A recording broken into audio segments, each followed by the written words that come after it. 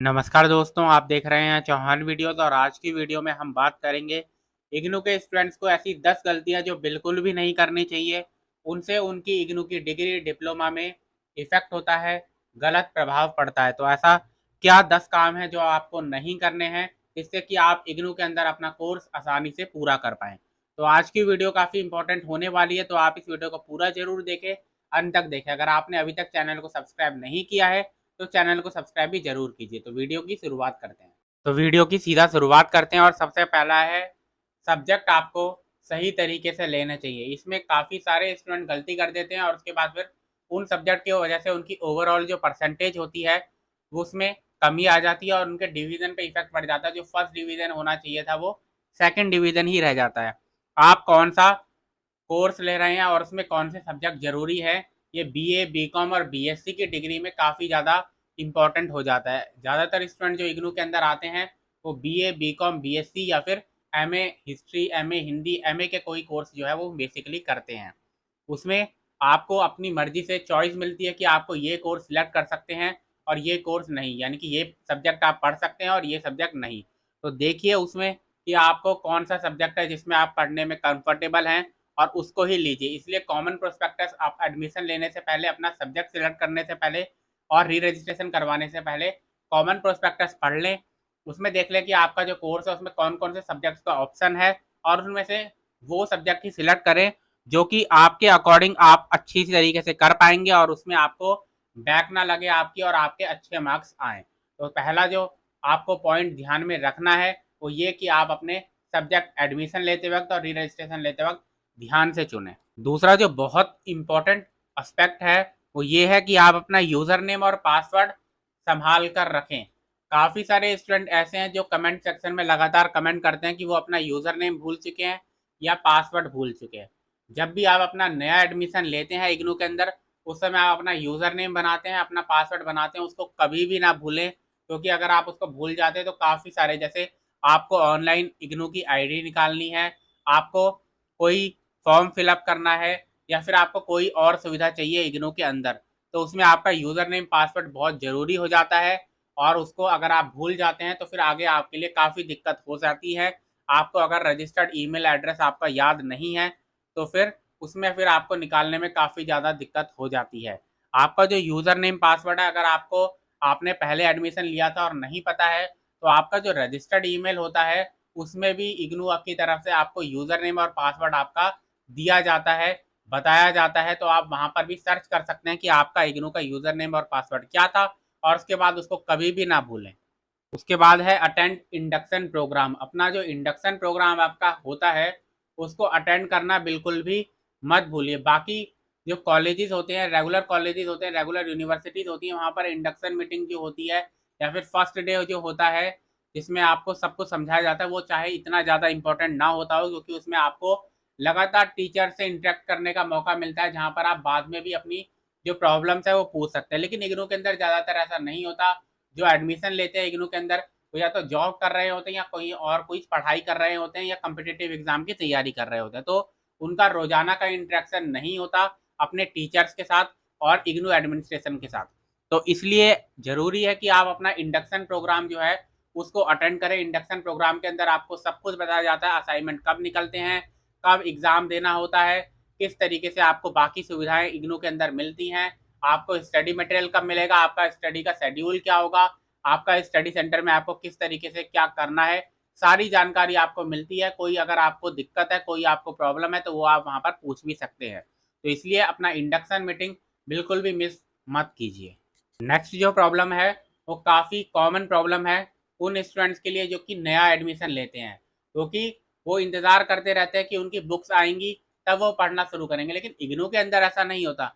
जिस दिन आपने अपना एडमिशन लिया उसी दिन आप इग्नू का ई कंटेंट ऐप डाउनलोड कीजिए गूगल प्ले स्टोर से और अपनी बुक्स को डाउनलोड कर लीजिए पीडीएफ फॉर्मेट में और अपनी पढ़ाई शुरू कर दीजिए। क्योंकि ऐसा नहीं होता कि आपको अलग से मौका मिलेगा। चाहे आपने जुलाई सेशन के लिए जून में रजिस्ट्रेशन करवा दिया, जून में एडमिशन ले लिया या फिर आप सितंबर में एडमिशन करवाया, आपके जो एग्ज़ाम अगर जून में होने वाले हैं तो वो जून में ही होंगे। आपको उसके हिसाब से ही प्रिपेयर अपने आप को करना है। तो जैसे ही आपने अपना एडमिशन ले लिया, अपना रजिस्ट्रेशन करवा लिया, उसके तुरंत बाद से ही अपने बुक्स को आप ऑनलाइन डाउनलोड कर सकते हैं और पढ़ाई अपनी शुरू कर सकते हैं। नेक्स्ट है हमारा इग्नू असाइनमेंट। अपने इग्नू असाइनमेंट को बिल्कुल भी हल्के में ना ले, क्योंकि वो 30% होते हैं आपके एग्जाम के, यानी कि आपका जो सब्जेक्ट होता है उसमें 70% तो आपके थ्योरी एग्जाम के नंबर होते हैं, जो कि आप जून या दिसंबर में अपने एग्जाम देते हैं उससे मिलते हैं, और 30% जो बाकी के होते हैं वो आपके असाइनमेंट के होते हैं। आपको साल में एक बार अपने सब्जेक्ट का जो होता है वो असाइनमेंट सबमिट करना होता है। उसमें पास जब आप हो जाते हैं तभी आपके ग्रेड कार्ड में आपका कंप्लीटेड लिखा हुआ रहता है। चाहे आपने थ्योरी एग्जाम में जितने भी अच्छे मार्क्स लेकर आए हो, जब तक आपने असाइनमेंट नहीं दिया और असाइनमेंट में पास नहीं हुए, आपका वो सब्जेक्ट क्लियर नहीं होता। उसके बाद है आपका लैब कोर्स। अगर आपका लैब है, जैसे बीएससी के काफ़ी सारे स्टूडेंट का होता है, बीसीए, एमसीए, इनमें भी लैब वर्क होता है, तो आप अपना लैब वर्क बिल्कुल भी मत मिस कीजिए। और लैब का जो रजिस्ट्रेशन होता है वो आपका स्टडी सेंटर के अंदर होता है। बीएससी स्टूडेंट की मैं बात कर रहा हूँ, तो अपने जो स्टडी सेंटर होता है उससे लगातार कांटेक्ट में रहे, और अपनी जो रीजनल सेंटर की वेबसाइट है उसको भी लगातार रेगुलरली चेक करते रहे, क्योंकि वहाँ पर भी शेड्यूल अपडेट किया जाता है। उसके बाद एक जो प्रॉब्लम होती है वो ये होती है कि काफ़ी सारे स्टूडेंट ऐसे हैं अभी भी जिनको यही जानकारी नहीं है कि उनका स्टडी सेंटर कौन सा है। अगर आपको भी ये जानकारी नहीं है तो डिस्क्रिप्शन बॉक्स में आपको जो लिंक मिलेगा एडमिशन स्टेटस जानने का, उस पर क्लिक कीजिए, अपना इनरोलमेंट नंबर और अपना कोर्स कोड डालकर आप चेक कर सकते हैं। वहाँ पर राइट हैंड साइड में आपकी सारी इन्फॉर्मेशन लिखी हुई होगी, उसमें पता चल जाएगा आपको अपना स्टडी सेंटर कोड, और वहाँ पर से पता कर सकते हैं आप कि आपका स्टडी सेंटर कौन सा है। तो आप अपने स्टडी सेंटर में जब भी आपको बुलाया जाता है वहाँ पर ज़रूर विजिट करें, और आप 1 महीने में 1 बार या 2 महीने में 1 बार ज़रूर जाएँ। क्या नया जानकारी वहाँ पर है, क्या नई अपडेट वहाँ पर है, उसकी जानकारी आप लेते रहें। उसके बाद है not consulting with your course coordinator और सीनियर। आपका जो स्टडी सेंटर होता है वहाँ पर आपको कोर्स कोऑर्डिनेटर होता है आपका, जिसकी यही जिम्मेदारी होती है कि आपका जो आपके रिलेटेड जो सब्जेक्ट है उसमें आपको जानकारी दे। तो इससे आप लगातार उनसे कनेक्ट में रहिए स्टडी सेंटर के, वो आपको लगातार बताते रहेंगे कुछ नया होने वाला है या कुछ नया हो रहा है, कोई नई अपडेट आई है, आप कभी भी इसमें मिस नहीं करेंगे। और अगर आपने मिस किया तो आगे आने वाले समय में आपको दिक्कत हो जाती है। कई बार ऐसे स्टूडेंट होते हैं उनके प्रैक्टिकल्स होने वाले होते हैं, या आपके कोर्स के फॉर्मेट में चेंज कर दिया जाता है, आपका कोई सब्जेक्ट है उसकी कुछ रिवाइज कर दिया जाता है उसको, लेकिन आपने क्योंकि अपने स्टडी सेंटर से कॉन्टैक्ट ही नहीं बनाया तो आपको उसकी जानकारी नहीं मिलती, और एग्ज़ाम के टाइम पर आपको फिर दिक्कत हो जाती है। तो ऐसा बिल्कुल भी ना करें। उसके बाद नेक्स्ट टॉपिक है हमारा लैंग्वेज। आप अपना जो एग्ज़ाम है वो हिंदी में भी लिख सकते हैं। ऐसे सभी सब्जेक्ट के एग्ज़ाम जो कि लैंग्वेज कोर्सेज़ के नहीं है, यानी कि अगर आपका संस्कृत का कोर्स है, अगर आपका कोरियन भाषा का कोर्स है, जैपनीज़ का है, या फिर इंग्लिश का कोई सब्जेक्ट है, तो वो तो आप उसी भाषा में लिखेंगे जिस भाषा का वो कोर्स है। लेकिन बाकी सभी सब्जेक्ट के जो एग्ज़ाम होते हैं वो आप हिंदी में भी लिख सकते हैं। आप देखिए कि किस भाषा में उसका क्वेश्चन पेपर अवेलेबल है, और उस भाषा में आप उसको लिख भी सकते हैं।